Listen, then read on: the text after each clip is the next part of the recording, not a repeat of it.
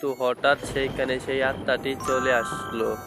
এই কে রে তুই? তোর এত বড় সাহস, তুই ছেলে হয়ে এখানে এসেছিস? তোর তো এখানে আসার কথা না। 18 বছরের মেয়েরা এখানে আসবে আর আমার শিকার হবে। তুই এখান থেকে চলে যা। আমি চলে যেতে আসি নাই, আমি তোর খেলা শেষ করতে এসেছি। তোর লাশটা কোথায়? আমাকে তাড়াতাড়ি বল। তুই কেন এই গ্রামবাসী মানুষদেরকে অত্যাচার করছিস?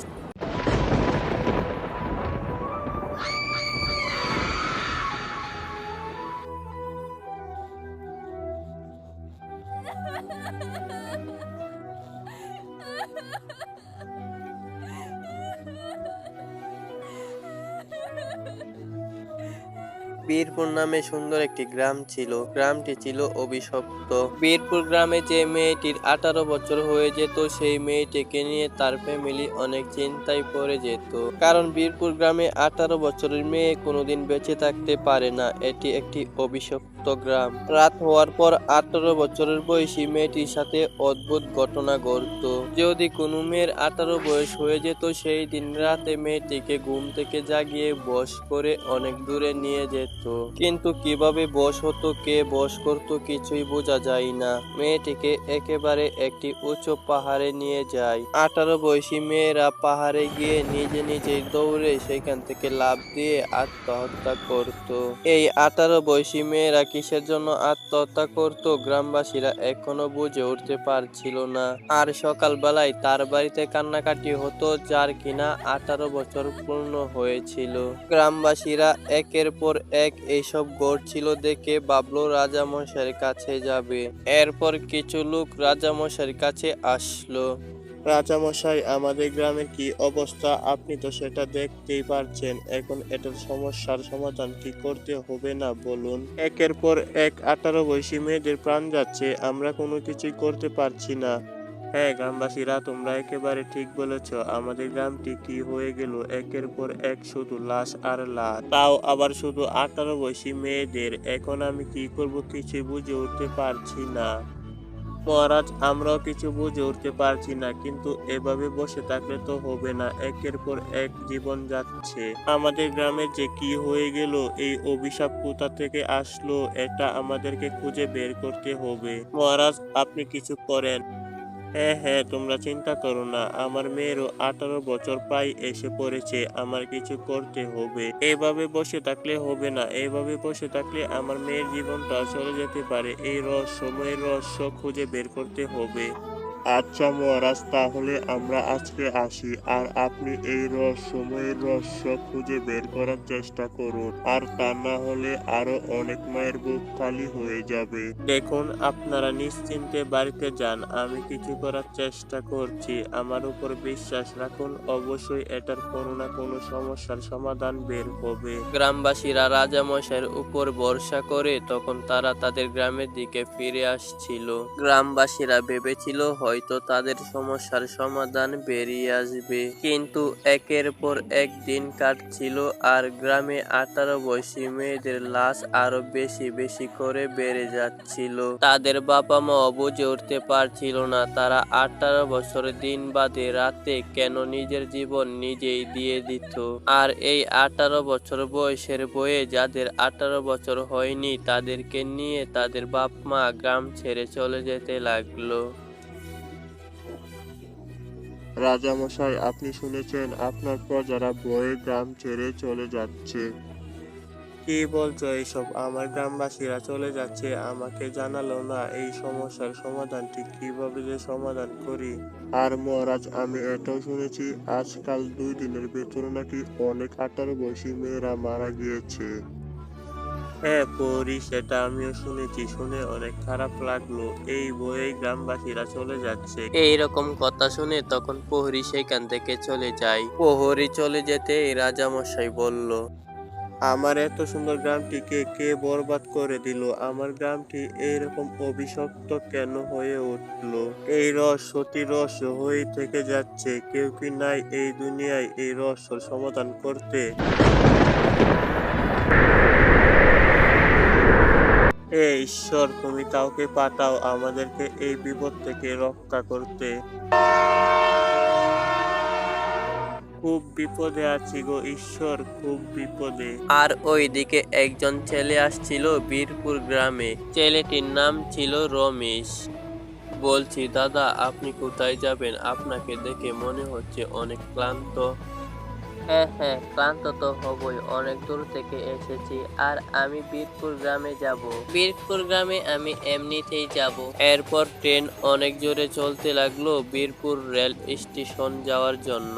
আর ওইদিকে রাজকন্যার 18 বছর পূর্ণ হলো। মা রে, তুমি কোনো চিন্তা করো না, তোমার এই বাবা থাকতে তোমার কোনো কিছুই হবে না, সব সামলে নিব। বাবা, আমার খুব ভয় করছে, আমার ঘুম আসছে না, খাওয়া দাওয়া ভালো লাগছে না, শুধু মনে হচ্ছে আমাকে কেউ এসে নিয়ে যাচ্ছে। আরে পাগল বেটি, চিন্তা করো না, আমি আছি না, আমি সব সময় তোমার কাছে থাকবো, তুমি চিন্তা করো না, তোমার কিছুই হবে না, আমি সামলে নিব। রাজামশাই রাজকন্যাকে এইসব বলে তার অনেক চিন্তা হচ্ছিল রাজামশাই কিভাবে রাজকন্যাকে বাঁচাবে। আর ওইদিকে বীরপুরের অতিথি রমেশ রাজামশাইয়ের বাসাদের দিকে আসছিল, কিন্তু আসার সময় গ্রামবাসী মানুষের কাছে রমেশ কোনো কিছু একটা শুনছিল। তুমি কি জানো রাজামশাইয়ের কন্যা, তার 18 বছর হয়ে গেছে, এখন তাকে বাঁচানো অসম্ভব। রাজামশাই বয়ে কাউকে কোনো কিছুই বলছে না। সেইটা আমি জানিনি, কিন্তু এখন তোমার কাছে জেনে নিলাম, এখন কি করবে রাজামশাই? এ কি, তাহলে রাজামশাইয়ের রাজ্য বিপদে আছে, আমাকে সাহায্য করতে হবে। রাজামশাইয়ের কন্যা বিপদে আছে, তার জীবন আমাকে বাঁচাতে হবে। 18 বছর হয়ে গেছে মানে কি? মেয়েদের 18 বছর হলে আবার কি হয়? নিশ্চয়ই এই গ্রামে কোনো ভেজাল আছে, আমাকে তাড়াতাড়ি রাজামশাইয়ের কাছে যেতে হবে। এরপর রমেশ সেইখান থেকে চলে যেতে লাগলো রাজপ্রাসাদের দিকে।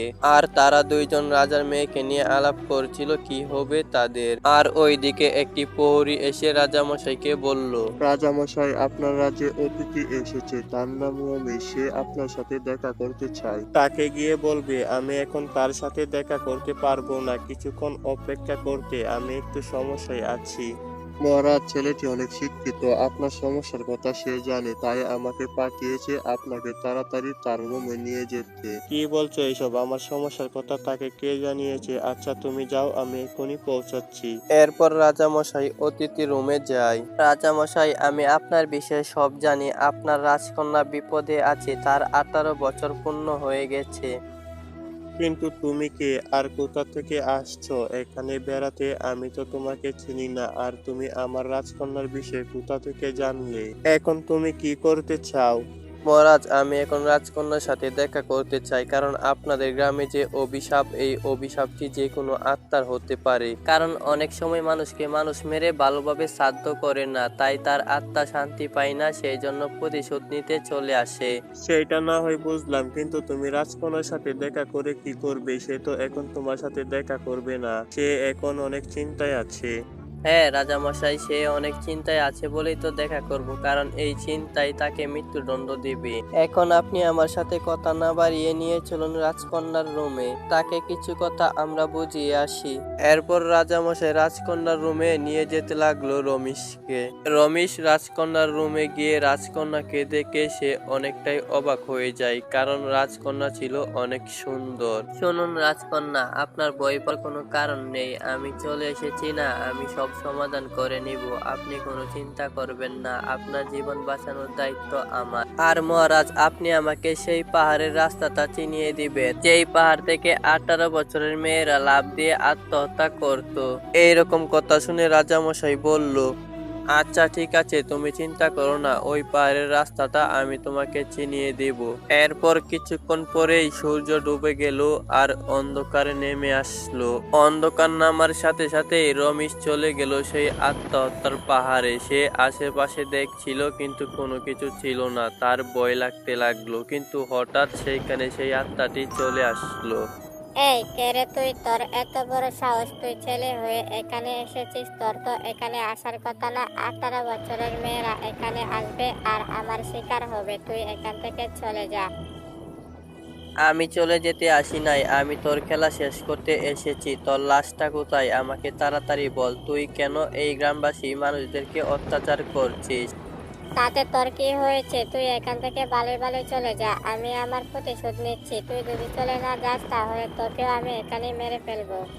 দেখো, একটু বোঝার চেষ্টা করো, তোমার জন্য অনেক মায়ের বুক খালি হচ্ছে। আমি শুনে বুঝেছিলাম এটা কোনো আত্মার কাজ। তোমাকে হয়তো কেউ মেরে ফেলেছে আর লাশটাকে আশেপাশে কোথাও জঙ্গলে ফেলে রেখেছে। দেখো, এখন আমাকে দয়া করে বলো তোমাকে কোন জায়গায় মেরেছিল আর তোমার লাশটা কোন জায়গায় ফেলে রেখেছে। তোকে তো দেখে মনে হচ্ছে তুই অনেক ভালো মানুষ। তুই অন্য গ্রামের হয়েও এই গ্রামের সমস্যার সমাধান করতে চলে আসছিস। আর দেখ, এই গ্রামের কিছু কাপুরুষের দলেরা সমস্যার সমাধান না করে গ্রাম ছেড়ে পালিয়ে গেছে। আমার খুব কষ্ট হয় রে, যারা আমাকে মেরেছিল তারা আমাকে সাধ্য করেনি, তাই তো আমি প্রতিশোধ নিতে চলে আসলাম। যদি আমাকে সাধ্য করে শান্তি করে দিত তাহলে কি আমি আসতাম প্রতিশোধ নিতে? এখন একমাত্র তুই পারিস আমাকে শান্তি নিতে। যা 12 নম্বর গুহায় যা, ওই গুহায় গিয়ে দেখবে আমার কঙ্কালটা পড়ে রয়েছে। সেই কঙ্কালে তুই সুন্দরভাবে আগুন ধরিয়ে দিস। রমেশ শোনা মাত্রই সেখান থেকে দৌড়ে সে 12 নম্বর গুহায় যেতে শুরু করলো। রমেশ 12 নম্বর গুহায় গিয়ে কঙ্কালটি পেয়ে গিয়েছিল আর সাথে সাথে কঙ্কালে আগুন ধরিয়ে দিল। আগুন ধরানোর পর কঙ্কালটি সুন্দর করে পুড়ে গিয়েছিল আর তার আত্মা শান্তি পেল। তাই রমেশের সাথে শেষবারের মতো দেখা করতে চলে আসলো। রমেশ, অনেক শান্তি পেয়েছি আমি। তোমাকে অনেক ধন্যবাদ। তুমি রাজা মশাইয়ের মেয়েকে বিয়ে করার প্রস্তাব দিবে। আমি আসছি, তুমি ভালো থেকো রমেশ।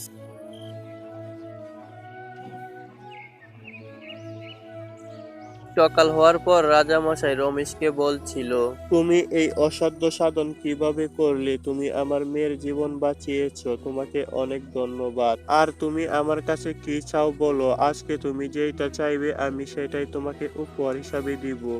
মহারাজ, আমার উপহার লাগবে না। আমি আপনার রাজপ্রাসাদের সব থেকে দামি জিনিসটা চাই। আপনি কি আমাকে দিবেন? আসলে আমি আপনার মেয়েকে বিবাহ করতে চাই। আপনি কি দিবেন? মহারাজ রমেশের মুখে এইরকম কথা শুনে অনেক খুশি হয়ে রমেশকে বলল, কি বলো এসব? দিব না মানে? আমি তো অনেক খুশি। আমি ভালো একটি দিন দেখে তোমাদের বিয়েটা করিয়ে দিব। তোমার মতো ভালো ছেলে, শিক্ষিত, সাহসী কোথায় পাবো বলো? এরপর মহারাজ একটি ভালো দিন দেখে তাদের বিয়েটা করিয়ে দেয়। রমেশ ও রাজকন্যা অনেক সুখে শান্তিতে বসবাস করছিল। রাজকন্যার আর কোনো ভয় ছিল না। আর যারা 18 বছর বয়সীর মৃত্যুর ভয়ে পালিয়ে গিয়েছিল গ্রাম ছেড়ে, তারা এইরকম ঘটনা শুনে আবার গ্রামের দিকে ফিরে আসছিল। তাদের গ্রামটি অভিশাপ মুক্তি পেয়েছে। এইরকম কথা শুনে তারা অনেক খুশি ছিল। আর এই গল্পটি এখানেই শেষ হয়ে যায়।